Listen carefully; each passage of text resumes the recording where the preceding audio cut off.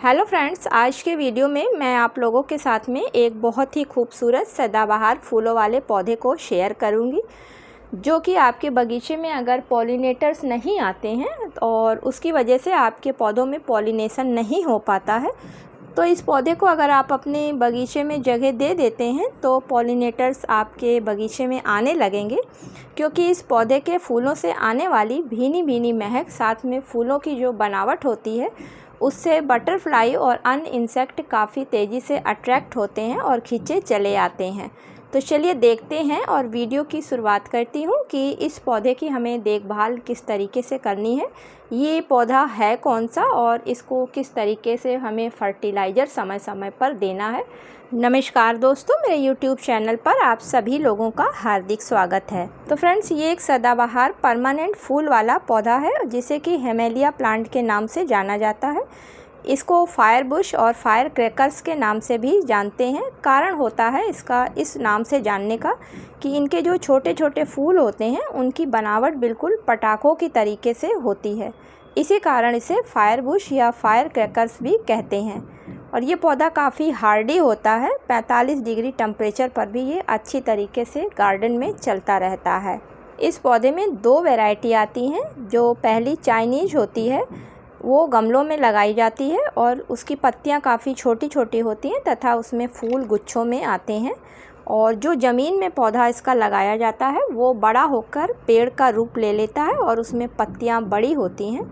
और इस पौधे पर लगभग पूरे साल भर ही फूल आते रहते हैं, लेकिन सबसे ज़्यादा जो इसमें फूल आते हैं वो बरसात के सीज़न में आते हैं। चलिए अब देख लेते हैं कि हेमेलिया प्लांट की किस तरीके से केयर करनी होती है, साथ में इसको किस तरीके से और कितने समय के अंतर पर फर्टिलाइज़र देनी होती है।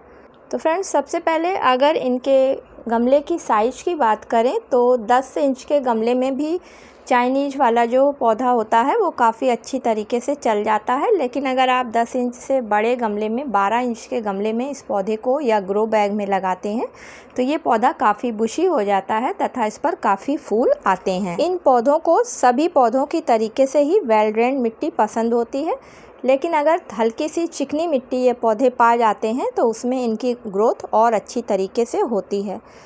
लेकिन चिकनी मिट्टी में होने की वजह से इन पौधों में हर 15 दिन के अंतर पर एक बार गुड़ाई करना बहुत ज़रूरी होता है, जिससे कि मिट्टी लूज हो जाए और इनकी जड़ों में ऑक्सीजन अच्छी तरीके से पहुंच जाए।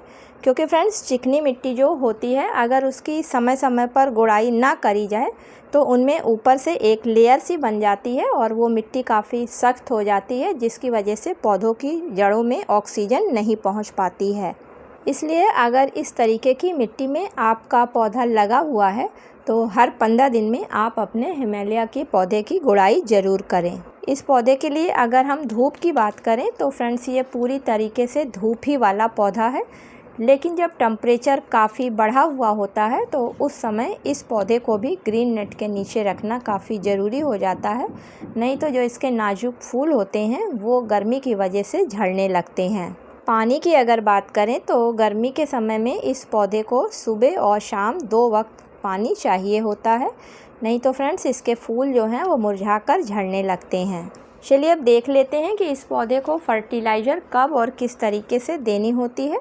तो फ्रेंड्स, ये पौधा ज़्यादा खाद नहीं मांगता है, फिर भी हर 2 से 3 महीने में अगर एक बार आप इसको वर्मी कंपोस्ट या फिर गोबर की जो अच्छी खाद होती है उसको गमले की साइज़ के हिसाब से दे देते हैं तो ये और अच्छी तरीके से फ्लावरिंग करता है, साथ में इसकी ग्रोथ भी काफ़ी अच्छी बढ़ जाती है। इसके अलावा चूँकि फ्रेंड्स ये पूरे साल भर ही लगभग फ्लावरिंग करता रहता है, इसलिए इसको माइक्रो न्यूट्रिएंट्स की काफ़ी ज़रूरत पड़ती है। तो उसके लिए आप 1 चम्मच जाइम फर्टिलाइज़र को महीने में एक बार इसकी मिट्टी में ज़रूर मिला दें तो आपका पौधा काफ़ी स्वस्थ रहेगा, साथ में उसमें फ्लावरिंग भी और अच्छी तरीके से होती रहेगी, क्योंकि सारे माइक्रो न्यूट्रिएंट्स इसको एक बार में ही जाइम फर्टिलाइज़र के द्वारा मिल जाएंगे।